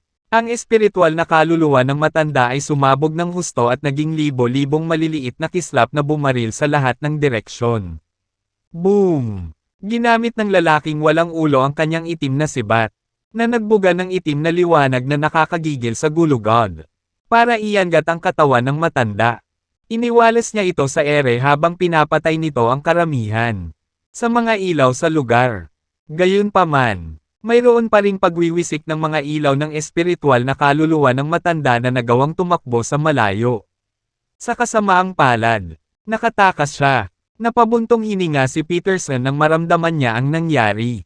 Hindi ako makapaniwala na kaya niyang hatiin ang kaluluwa niya sa napakaraming piraso. Ito ay talagang isang kasanayang nagel iligtas ng buhay. Hindi maiwasan ni Morphe na mamangha. Ang matanda ay walang iba kundi ang premium grade divine god mula sa Celestial Cyan Kingdom na pinangalan ng Kinzi. Ang isa pang premium grade na banal na Diyos, si Egbert, ay wala kahit saan. Baka nakatakas siya. Pumalakpak. Pumalakpak. Pagkatapos, ang lalaking walang ulo ay sumakay pabalik sa mundo ng kadiliman. Nakatuhog sa kanyang maitim na sibat ang malamig na bangkay ng matanda. Isang walang kamatayang katawan. Posible ba? Ang arcane na kasanayan ng walang kamatayang lahi ng Phoenix. Hindi kaya ang lalaking walang ulo ay nagtataglay ng immortal na katawan.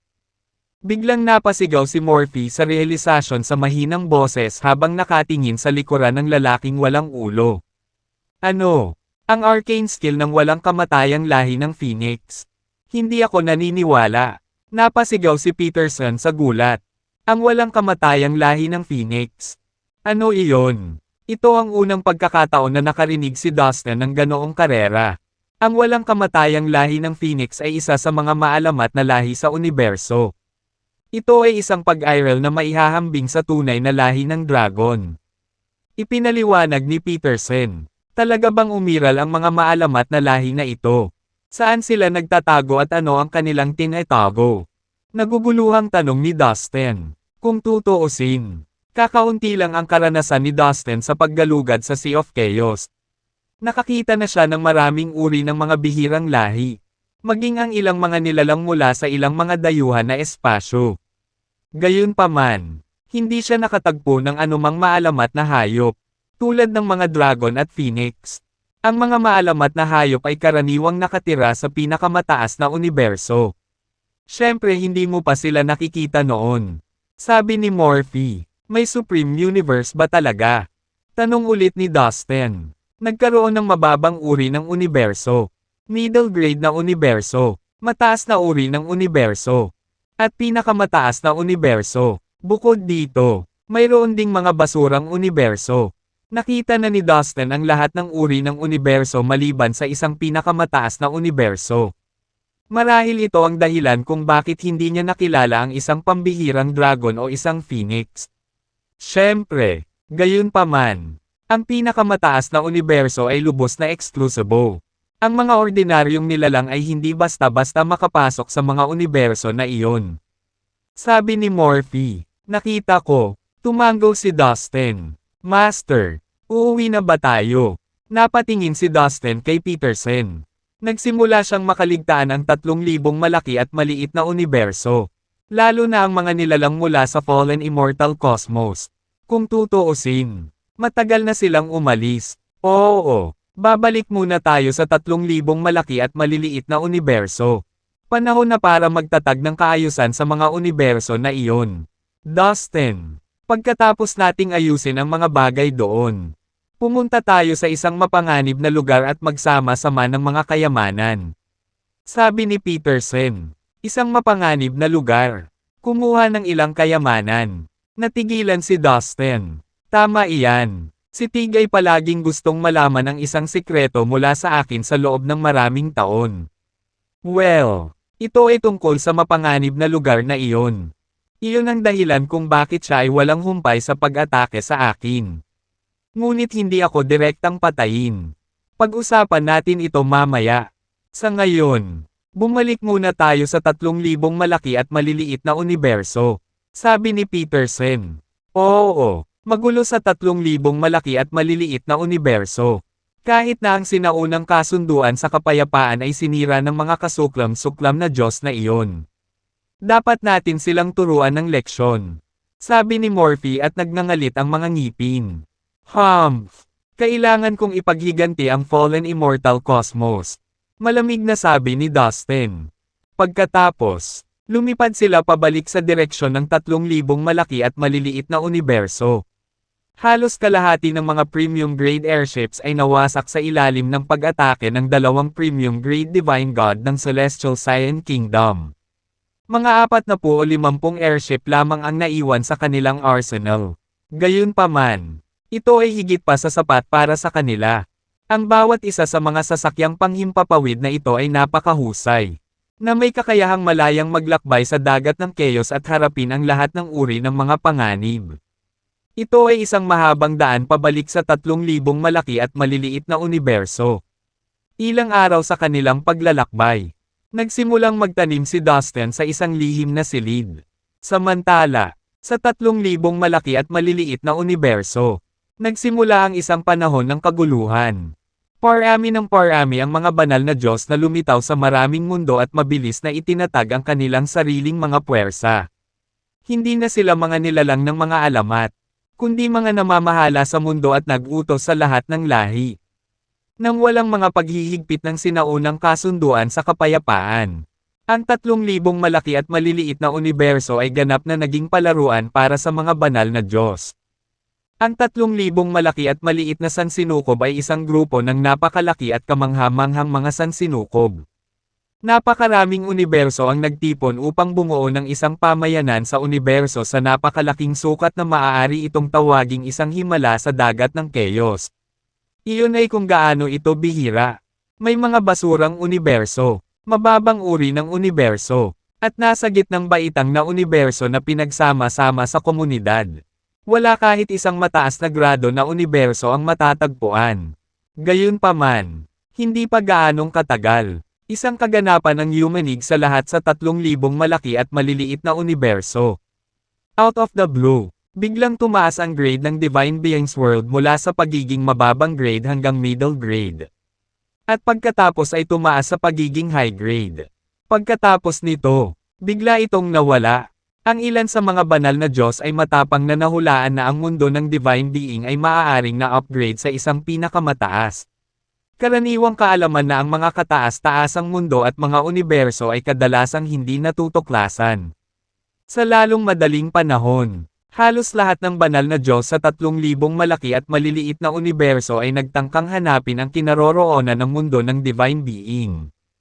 Ang isa pang kilalang katotohanan ay na kung sino man ang linangin sa loob ng isang pinakamataas na mundo o universo, sila ay umunlad ng mabilis at mas maaga kaysa sa iba. Hindi nagtagal, kumalat sa hangin ang balita tungkol sa Divine Beings World. Maraming Divine God sa loob ng Sea of Chaos ang natuwa sa balita. Maraming mga banal na Diyos mula sa labas ng mundo ang dumating sa 3,000 malaki at maliit na universo at sumali sa paghahanap para sa mundo ng Divine Being. Parami ng parami ang mga nilalang mula sa labas ng mundo na sumunod sa kanila at ginawa ang 3,000 malaki at maliit na universo na hindi kapani-pani walang masigla. Gaano man karami sa kanila ang naghanap, ang Divine Beings World ay nawala kasama ng hangin at wala ni isa man sa kanila ang nakahanap nito. Sa kalaunan, ang kinaroroonan ng Divine Beings World ay naging isang hindi malulutas na misteryo. Hindi nagtagal, unti-unting lumamig ang karamihan sa sigasig ng mga tao habang tumatagal ito ng walang bakas na nakikita. Pagkatapos, isa pang nakakagulat na pangyayari ang Humanig sa 3,000 malalaki at maliliit na universo. Ilang hindi kilalang nilalang ang pilit na pumasok sa Yellow Cosmos. Isang nakakatakot na alon ng enerhiya ang sumabog sa labas mismo ng space barrier ng Yellow Cosmos. Hindi bababa sa 100 nakakatakot na mga nilalang ang nahuli na pilit na pumipigil upang makapasok sa Yellow Cosmos. Bukod dito, ang mga nilalang na ito ay walang anino ng pag-aalinlangan. Lahat ng mga banal na Diyos, kahit na sa lahat ng 3,000 malaki at maliit na universo. Ang Yellow Cosmos ay isang pambihirang espesyal na universo. Bago umalis si Parker, nakipagtulungan siya kay Althea at iba pang malalakas na Divine God para magsagawa ng makapangyarihang kasanayan noong sinaunang panahon. Gumastos siya ng maraming enerhiya at mapagkukunan upang i-seal ang Yellow Cosmos. Imposibleng makapasok ang mga nilalang mula sa labas ng mundo sa Yellow Cosmos. Kabilang sa 3,000 malaki at maliit na universo. Ang Yellow Cosmos ay nanatili bilang isang nakahiwalay na universo. Wala itong kinalaman sa ibang mga universo. May mahinang nakarinig ng pagbanggit ng Earth mula sa hindi kilalang mga nilalang nang salakayin nila ang space barrier.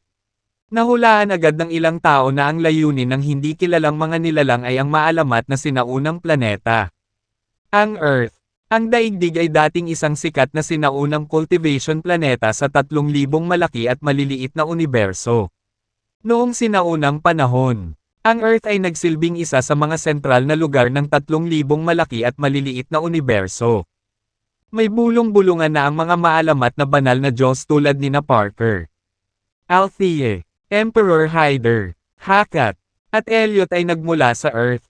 Gayunpaman, pagkatapos ng kakilakilabot na banal na labanan noong sinaunang panahon, ang Earth ay ganap na nabuklod sa 3,000 malalaki at maliliit na sansinukob. Ang maluwalhating kasaysayan ng daigdig ay naitala pa rin sa ilang tanyag na sekta na ipinagmamalaki ang mahabang kasaysayan. Gayunpaman, ang iba ay nagtalo na ang mga hindi kilalang nilalang na iyon ay malamang na nais na puwersahang pumasok sa Yellow Cosmos upang mahanap ang mundo ng Divine Being. Noong nakaraan, isang malaking bilang ng mga batang talento ang pumasok sa Yellow Cosmos upang hanapin ang hometown ng mga Diyos.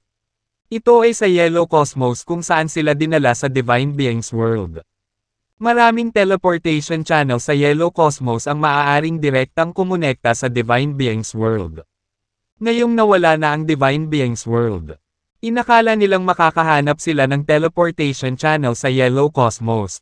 Maraming mga banal na Diyos ang nadama na ang kanilang apoy ay muling lumiwanag mula sa lahat ng mga teoryang iyon at handa silang hanapin muli ang mundo ng Divine Being. Hindi nagtagal, dumating sila sa space barrier ng Yellow Cosmos at nais na dumaan dito. Ilang mga banal na Diyos ang nagsanib kamay upang umatake. Ibinuhos ang lahat ng kanilang kapangyarihan upang subukang masira ang space barrier ng Yellow Cosmos. Gaano man nila ito kalakas na martilyo ng sari-saring pag-atake. Ang space barrier ng Yellow Cosmos ay nanatiling mahigpit na selyado at matibay tulad noong una silang nagsimula. Ito ay hindi maaaring sirain sa lahat. Lumipas ang mga araw at nang ang ilang mga banal na Diyos ay abala sa pag-atake sa space barrier ng Yellow Cosmos ng buong lakas. Isang grupo ng mga hindi kilalang nilalang ang biglang lumitaw. Tingnan mo. Sila ay mga nilalang mula sa ilang mga alien space. Kaya't ang mga umatake sa space barrier ng Yellow Cosmos kanina ay talagang mga nilalang mula sa ilang mga alien space. Ang biglaang malakas na sigaw ng isang banal na Diyos ay umabot sa pandinig ng lahat. Para sa isang tahimik na sandali, ang lahat ng mga banal na Diyos sa 3,000 malaki at maliit na universo ay nakatitig lamang sa pagkabigla. Bawat isa sa kanila ay lumipat sa kanilang high gear. Sa ganang kanila, ang mga nilalang mula sa ilang mga alien space ay mga kaaway. Hindi mga kaibigan. May mga alingaw-ngaw na ang pinuno ng mga Diyos ng kadiliman. Sina Hakath at Elliot ay tumakas sa ilang mga dayuhan na espasyo at nakipag-alyansa sa mga nilalang doon. Bago umalis si Hakath kasama si Elliot, nangako siyang babalik siya sa 3,000 malalaki at maliliit na universo para patayin ang lahat ng nilalang na sumusuporta sa mga Diyos ng liwanag balang araw. Halos lahat ng mga nilalang na naninirahan sa 3,000 malalaki at maliliit na universo ay kabilang sa panig ng mga Diyos ng liwanag. Sa makatuwid, ang mga nilalang mula sa ilang mga alien space ay kanilang mga kaaway. Isang grupo ng mga banal na Diyos mula sa mga nakahiwalay na alien space ang aktwal na dumating sa 3,000 malaki at maliliit na universo ngayon. Ito ay walang iba kundi hindi pa nagagawa. Hindi nagtagal. Mabilis na kumalat ang balita at nagdulot ng kaguluhan sa 3,000 malalaki at maliliit na universo. Ang mga banal na Diyos ng 3,000 malalaki at maliliit na universo at ang grupo ng mga banal na Diyos mula sa nakahiwalay na mga dayuhang espasyo ay bumuo ng dalawang magkasalungat na kampo. Tahimik na nagsusukat sa isa't isa malapit sa space barrier ng Yellow Cosmos. Wala kaming ganang makipagtalo sa iyo ngayon. Ang gusto lang natin ay pumasok sa Yellow Cosmos at makuha ang kailangan natin. Ang mga nilalang mula sa nakahiwalay na mga alien space ang unang tumingin sa malayo. Pagkatapos nilang magpaliwanag, mabilis silang umatras sa malayo at tinapos ang paghaharap. Sa huli, naiwasan ang hidwaan ng dalawang panig. At pareho silang nagpasya na umatras. Ang mga Diyos mula sa nakahiwalay na alien space ay nagbabantay malapit sa Yellow Cosmos.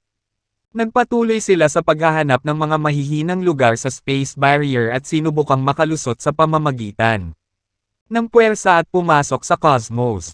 Ang mga Diyos ng 3,000 malaki at maliliit na universo ay gumagawa din ng parehong bagay. Marami ring mga Diyos sa labas mula sa ibang bahagi ng Sea of Chaos. Naisip ng lahat na ang mga Diyos mula sa nakahiwalay na mga alien space ay gustong pumasok sa Yellow Cosmos para hanapin ang kinaroroonan ng Divine Being's World. Sa makatuwid, walang sino man ang handang mahulog sa likod ng iba. Alam ng lahat ng nilalang na ang sinumang nabubuhay na nilalang ay magnanasa sa isang pinakamataas na sansinukob o kahit isang pinakamataas na mundo lamang. Bilang resulta, binantayan ng lahat ng mga Diyos ang space barrier ng Yellow Cosmos. Gamit ang lahat ng uri ng enerhiya at mga lihim na pamamaraan upang lumikha ng pasukan. Umalangaw-ngaw ang mga tunog ng pagsabog sa kapaligiran. Ang nakakakilabot na alon ng enerhiya, tulad ng isang napakalaking alon mula sa karagatan, ay tumalsik at umalangaw-ngaw sa magulong kawalan. Gayunpaman, ang space barrier ng Yellow Cosmos ay halos hindi maarok. Halos kalahating buwan na ang lumipas at maraming mga Diyos ang nagpatawag na ng kanilang makakaya at ang kanilang pinakanatatanging omnipotent skills. Gayunpaman, wala sa kanila ang nakagawa ng anumang tagumpay. Ang space barrier ay tila hindi nababasag. At walang sino man ang nagkaroon ng pagkakataong makapasok. Sa panahon nila, bago sila umalis sa Yellow Cosmos, si Parker, Emperor Hyder, Althea at iba pang walang katulad na mga master ay gumugol ng maraming oras at lakas upang i-seal ang lahat ng lugar. Kahit na dumating ang isang premium grade na Divine God, maaaring hindi niya malagpasan ang space barrier ng Yellow Cosmos. Sa tingin ko ito ay isang pag-aaksaya lamang ng ating oras at lakas. Imposibleng makalusot tayo, matapos ang hindi mabilang na mga pagtatangka. Ang ilan sa mga Diyos ay sumuko at hindi na nagtiyaga. Sa halip, ginugol nila ang kanilang lakas sa paghahanap ng iba pang mga paraan upang mahanap ang mundo ng Divine Being. Ang isa sa maraming mga pagtatangka ay ang magpadala ng mga tao upang hanapin ang magulong kawalan malapit sa 3,000 malalaki at maliliit na universo sa paraang mala-carpet. Ang mga mandirigma na ipinadala nila ay nasa Divine Realm man lang. Ang mga nilalang sa Heaven Immortal Realm o mas mababa ay walang kakayahang protektahan ang kanilang sarili sa dagat ng Chaos. Hindi sila mainam na ipadala para sa paghahanap na ito. Isang nakamamatay na araw. Sa kanilang mga pagtatangka sa paghahanap, isang Divine Realm Master mula sa 3,000 malaki at maliliit na universo ang hindi sinasadyang pumasok sa isang inabandunang cosmos. Napakasira at sira. Ang mga alituntunin at kaayusan sa paligid nito ay magulo at lubos na nasira. At ang kalooban ng pinakamataas na kaliwanagan ay ganap na nawala. Parang walang nilalang na naninirahan dito. Gayunpaman, hindi nagtagal pagkatapos niyang pumasok sa abandonadong espasyo. Nakita ng Panginoon ang maraming buhay na nilalang na gumagalaw sa mabituing kalangitan. May milyon-milyong mga ito na naninirahan sa 12-dosenang mga kontinente sa partikular na universo. Kakaiba, ang ganitong sirang at tiwangwang na lugar ay talagang tinitirhan ng maraming nilalang. Medyo mahirap paniwalaan. Nakatago sa kawalan ang Divine Realm Master habang pinagmamasdan niya ang lahat sa tila abandonadong espasyo. Biglang may sumagi sa kanya. Narinig kong sinabi ng mga tao na ang mga nilalang sa Fallen Immortal Cosmos ay misteryosong nawala isang araw. Dahil dito, naiwan itong walang laman at inabandona. Hindi kaya ang mga nilalang sa abandonadong lugar na ito ay ang mga nawawala sa fallen immortal cosmos? Habang isinasaloob ng Master ang pag-iisip na ito, siya ay labis na nabigla. Gayunpaman, ang teoryang ito ay may katuturan pa rin. Well, ang mga nilalang dito ay medyo mahina. Wala sa kanila ang nakarating sa Divine Realm. Mukhang hindi ko na kailangang mag-ingat. Maaari kong kunin ang sino man sa kanila. Dapat kong arestuhin at tanungin silang lahat. Baka sa wakas ay makakapagbigay tayo ng liwanag sa sitwasyong ito. Inilabas ng Divine Realm Master ang kanyang espiritual na pakiramdam. Matapos mapansin ang mga ito, natitiyak niyang ang mga nilalang sa abandonadong lugar ay lahat ay mahina. Kaya hindi na niya kailangan pang mag-ingat, kaya siya ay lumitaw ng direkta sa mabituing kalangitan, na nagpapakita ng kanyang sarili. Siya ay lumabas mula sa kanyang pinagtataguan at nagkatawang tao sa pinakamataas na lugar sa mga kontinente. Ang aura ng isang Divine Realm Master, tulad ng malakas na ulan, ay bumuho sa kontinente sa ibaba. Siya ay naging isang malaking figure na nakatayo laban sa langit at lupa. Ang kanyang katawan ay nababalot ng mga ron ng kaayusan. At siya ay mukhang napakabanal. Ibinaba niya ang tingin sa kontinente sa ibaba na may dalawang nagniningning na mata. Ang buong kontinente ay nanginig sa harap ng kanyang presensya. Damn it, darating ang isang Divine Realm Master. Ang kontinente ay agad na nagkagulo. Lumitaw ang mga figure at umangat sa hangin. Nice to meet you, sir. May I know what brings you here? Isang matandang lalaki ang lumapit at nagtanong. Manahimik ka, mahinang insekto. Sisigot ka sa anumang itatanong ko. At huwag kang maglakas loob na sagutin ako ng anumang bagay na hindi gaanong mahalaga. Ang Master ng Divine Realm ay nag-boom. Nagsuot siya ng mayabang at malamig na ekspresyon sa mukha. Master Kevin, malamang na masamang tao ang lalaking ito. Hindi mo kailangang kumilos ng magalang sa kanya. Kung may gagawin siyang lampas sa linya, lalaban tayo. Galit na sigaw ng ilang magsasaka sa kontinente. Kevin, nabalitaan ko na may isang elder na tinatawag na Kevin, na siyang namamahala sa buong fallen immortal cosmos. Mukhang tama ang assumption ko.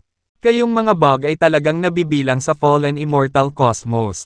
Narinig ko ang mga alingaw-ngaw na ang bawat isa sa fallen immortal cosmos ay kakaibang nawala isang araw. Hindi ko akalain na magtago kayo sa isang abandonadong espasyo. At ngayon, nahanap ko na kayo. Magiging malaking credit kung mahuli ko si Dustin. Malakas na bulalas ng Master. Pagkatapos, nagsimula siyang tumawag at sumigaw sa kalawakan ng kontinente. Dustin, lumabas ka. Tawa ng tawa ang Divine Realm Master. Nadala siya ng masigurado niyang galing talaga sa fallen immortal cosmos ang mga nilalang sa abandonadong lugar. Mukhang natuwa siya sa sarili niya. Humph! Kung nandito si Dustin, sa tingin mo may pagkakataon ka pa bang gumawa ng kaguluhan dito? Kung may sense ka pa sa ulo mong iyan, sa tingin ko mas mabuti kung umalis ka. Matanda, isang lalaking may matigas na balat na parang bato, na may hawak na makapal na stick ng bato sa kanyang kamay. Itinuro ang Divine Realm Master sa ilalim ng langit at sumigaw. You pathetic weaklings. You are nothing to me. How dare you provoke me? Pumunta sa impyerno. Dahil sa pananakot, nagdilim ang mga mata ng Master ng Divine Realm. Boom! Isang higanting palad na gawa sa naghaharing kapangyarihan ang nahulog mula sa langit at bumagsak. Sa isang iglap, ang lahat ng mga nilalang sa kontinente ay pinigilan ng nakakatakot na presyon ng enerhiya at hindi makagalaw. Na para bang nahulog sila sa isang latian. Gayunpaman, sa susunod na sandali, boom! Sa kontinente, unti-unting lumitaw ang mga magagaan na kurtina ng malalaking hanay. Ang bawat hanay ay nasa banal na antas, na may banal na ningning at enerhiya na sumasabog sa kalangitan. Mayroong defense array, attack array, spiritual energy gathering array at hiding array na lumilitaw ng sabay-sabay. Sa lalong madaling panahon, higit sa 10 array ang nabuo upang protektahan ang buong kontinente. Ang mga array na ito ay personal na itinayo ng 4 na Diyos. Sina Master Morphe, Master Andreas, Master Lucian, at Master Pascal. Puff! Ang higanteng kamay ng kapangyarihan ng batas na sinampal ng nanghihimasok ay nabasag ng nakakatakot na array energy sa daan. Bukod dito, ang lumalakas na enerhiya ng array ay tumama pabalik sa langit at tumama sa Master bilang kapalit. Ano? Ang Divine Realm Master ay kapansin-pansing namutla sa hindi inaasahang kapangyarihan. Hindi niya inaasahan na magkakaroon ng napakaraming array sa divine level sa kontinenteng ito. Sa kanyang kasalukuyang lakas, hindi niya kayang harapin ang mga arrays na ito. Kayong mga mahihina, maghintay lang kayo, hindi kayo makakatakas. Ang Divine Realm Master ay nanumpa. At pagkatapos ay ginamit ang kanyang kakayahan sa paggalaw ng katawan upang makatakas ng mas mabilis hanggat kaya niya. Huwag kang tumakas, ang yabang mo at ang yabang mo ngayon lang. No, umalangaw-ngaw ang mga tinig sa kontinente. Sa kanila, may 8 nilalang na sumisigaw ng may pinakamalakas na boses. Sila ang 8 Stone Saints. Masamang balita, nahanap na kami. Kapag kumalat na ang balita, tiyak na pupunta rito at sasalakayin tayo ng mga may sama ng loob kay Dustin. Pagtingin sa papalayong figure ng Divine Realm Master, napakunot ang noo ni Kevin. Sa oras na ito, maraming matataas na pinuno ng Fallen Immortal Cosmos ang pumunta kay Kevin at tinalakay ang bagay na ito. Bagamat nagpapasalamat sila na ang mayabang na Master ng Divine Realm ay wala na sa kanilang mga buhok. Nanatili pa rin itong problema dahil nasasabi niya kahit kanino ang kanilang kinaroroonan. Alam ng lahat kung gaano kalubha ang sitwasyong ito. Kapag ang isang Diyos ay bumaba sa abandonadong cosmos na ito, ang lahat ng mga nilalang dito ay maaaring mamatay kaagad. Since Dustin has gone to the Sea of Chaos, no one can tell when he is coming back. With our strength now, we are even no match for a Divine Realm Master. How can we fight a Divine God? Master Kevin said with a sigh. He was surrounded by a large number of senior members of the Fallen Immortal Cosmos. They all felt depressed and helpless. It's because we did not improve as fast as Dustin. We are too weak on our own. Without his leadership, we will be at the mercy of others. One of the senior members said. As of the moment, it won't help if we pity ourselves. Once the powerful enemies attack, we have no choice but to fight to the death, shouted Asa while waving the thick stone stick. Asa was one of the 8 Stone Saints. Yes. We have to fight them until our last breath, agreed the other Stone Saints. The 8 Stone Saints were already at the premium stage of Earth Immortal Realm.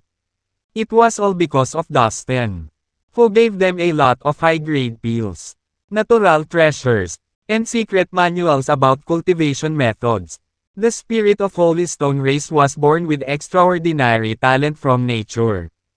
In the past, when they were in the immortal end world, the accomplishments of the 8 Stone Saints were limited by the inferior laws of heaven and earth. But after they had gotten out of the immortal end world, their cultivation began to improve by leaps and bounds. Alas, if some divine gods come here, they will probably kill all of us with just one blow. How can we fight against them? Master Kevin shook his head. Our only hope now to protect us is the dozens of divine arrays. But if this arrays got broken, we really have to defend ourselves to death. I hope our fallen immortal cosmos can survive such a disaster. He added. Morphe and the other 3 divine gods Andreas, Lucian, and Pascal set this divine level arrays to protect them before they left. All of a sudden, loud sounds reverberated the entire cosmos. Boom! Boom! Boom! Dark clouds gathered in one abandoned continent and covered the whole sky. Thunders then roared terrifyingly. Everyone turned and focused their gazes there. That's Caroline. It seems like she is about to break through. Master Kevin exclaimed, feeling surprised but overjoyed. She has already reached the premium stage of Earth Immortal Realm. If she breaks through again, she will be at the Heaven Immortal Realm. Her breakthrough speed is quite amazing, shouted Rhys, one of the 8 Stone Saints. Let's go. We have to guard Caroline. With a wave of his hand, Master Kevin led a large number of senior members of the fallen immortal cosmos to the continent where Caroline was undergoing the Thunderstroke Doom. At this time, a beautiful figure was already standing between the monstrous flashes of lightning and thunder. As her dress fluttered, she looked indescribably heroic and energetic. She was none other than Caroline. Boom! Boom! Boom! All of a sudden, thick flashes of lightning crawled like snakes in the sky, making the whole universe bright. With the rumbling noise, Caroline looked more and more exhilarated. Her beautiful body suddenly burst out astonishing energy that soared into the sky, taking the initiative to face the Thunderstroke Doom. Then an ancient evil god with immense evil energy suddenly appeared behind her. He stood against the sky and the earth with irresistible power. Let's protect Caroline! Master Kevin roared. The senior members of the fallen immortal cosmos immediately scattered and guarded all directions.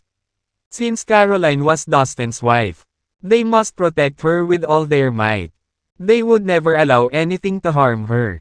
I think Caroline can get through the Thunderstroke Doom with no problem at all, said a woman in white to another woman. They were standing at a distance, watching Caroline's every move. I think so too. We have nothing to worry about because Caroline is a talented woman. Moreover, she cultivates the inheritance of the ancient evil god. With that, I'm sure that there will be no problem with her. Breakthrough, answered another woman in red confidently. These two were Ivy and Sue, who were both at the premium stage of Earth Immortal Realm. During Dustin's absence, the two of them had been cultivating with Caroline in seclusion, and they had made rapid progress. In the sky above, Caroline had already submerged in the dense lightning completely. 2 hours later, the thick dark clouds in the sky gradually dissipated. The thunder and lightning stopped as well. It's over, someone shouted, with surprise written on their faces. Everyone looked up nervously and stared at the sky. When the dark clouds had totally vanished, and the thunder stopped roaring, they had a clear vision of a beautiful woman, standing proudly in the air, her dress dancing in the wind. She was emitting a strong fluctuation of energy. Caroline, you've finally broken through to the heaven immortal realm now. You're awesome, Sue shouted while clapping her hands excitedly. Caroline smiled and moved to her side. You and Ivy are about to make a breakthrough shortly, too, she said with a smile. Master Kevin and the group of senior elders rushed towards Caroline too. They all stepped forward and congratulated her. Master Kevin, a strong enemy is coming soon. We need to plan how to deal with them, she said after responding to all of them. Although she was cultivating in seclusion, she was well aware of their current situation. Yes, you are right. Our enemy is way too powerful. So we need to prepare ourselves. The fate of all creatures in the fallen immortal cosmos is in our hands. Master Kevin replied sadly, knowing how powerful and terrifying their opponent was. He felt that all their efforts would be in vain. Tell the leaders of every sect and clan to gather together. We will have a meeting, he ordered. A few moments later, a big meeting took place. After some discussions, they eventually agreed to one decision. They would protect the fallen immortal cosmos by all means. And they would rely on the divine level arrays on dozens of continents to defend themselves. Also, they had a lot of special magic treasures at the divine level and the flying magic treasures that Dustin had left before he left. If worse came to worst, they could use these treasures to escape. Tension enveloped all the dozens of continents in the fallen immortal cosmos. Every creature was praying to survive the possible disaster. Half a day later, they felt that their enemies were approaching. Boom! Boom! Boom! The abandoned cosmos began to shake violently. All of a sudden, streaks of dazzling divine light passed through the void and appeared in the sky. Then some figures with terrifying aura came out. They were all divine gods. There were more than 10 of them floating in the sky. The presence of these divine gods made the entire sky rumble and shake as if the burden was too heavy to bear. We are right. All creatures of the fallen immortal cosmos are hiding in this abandoned cosmos. Let's see if these ants can escape from us this time. Dustin, get out! Some of the divine gods shouted one after another coldly. Master Kevin and the other senior members were watching them from one of the continents in the abandoned cosmos. Indeed, all of them are divine gods. Tell everyone to watch carefully. As we have agreed, we will protect every member of our fallen immortal cosmos by all means, said Master Kevin slowly as he looked at the terrifying divine gods in the sky.